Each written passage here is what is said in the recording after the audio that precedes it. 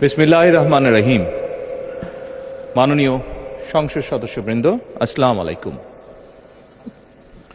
ফ্যাসিবাদের নির্মমতার শিকার অসংখ্য মানুষের কান্না আর হাজারো প্রাণের আত্মত্যাগের মধ্যে দিয়ে অবশেষে আজ থেকে পুনরায় যাত্রা শুরু হতে যাচ্ছে জনগণের ভোটে জনগণের কাছে জবাবদিহিমূলক সত্যিকার অর্থে জনপ্রতিনিধিশীল জাতীয় সংসদ। বাংলাদেশের জাতীয় সংসদের রাজনীতির এই ঐতিহাসিক মুহূর্তে আমি আল্লাহর দরবারে শুকরিয়া জানাই, যার অশেষ রহমতে আমরা একটি ন্যায়ভিত্তিক গণতান্ত্রিক মানবিক বাংলাদেশ প্রতিষ্ঠার লক্ষ্যে যাত্রা শুরু করতে পেরেছি। 1971 সালের স্বাধীনতা যুদ্ধের থেকে শুরু করে 2024 সালের দেশ এবং জনগণের স্বাধীনতা রক্ষার যুদ্ধ সহ এই পর্যন্ত দেশে গণতন্ত্র এবং মানুষের অধিকার প্রতিষ্ঠার সংগ্রামে যারা শহীদ হয়েছেন, ত্রয়োদশ জাতীয় সংসদ শুরুর এই যাত্রা লগ্নে আমি তাদেরকে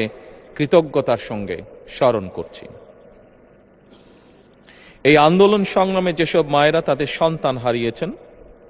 যেসব সন্তানেরা তাদের প্রিয়জন হারিয়েছেন, যেসব পরিবার তাদের সন্তান স্বজন হারিয়েছেন, যেসব আহত মানুষকে তাদের স্বাচ্ছন্দ্যের জীবন হারাতে হয়েছে, যেসব মানুষগুলো নির্যাতন,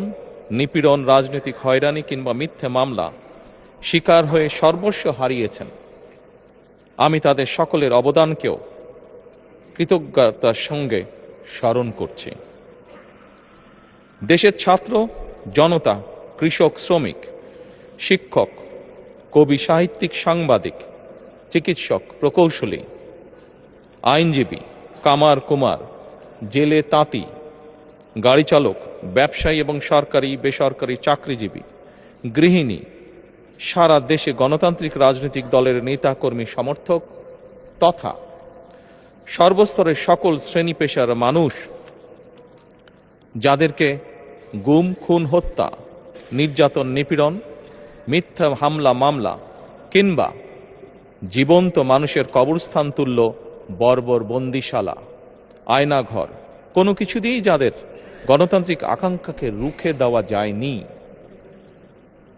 যাদের সাহসী ভূমিকায় দেশে পুনরায় গণতন্ত্র ফিরে এসেছে,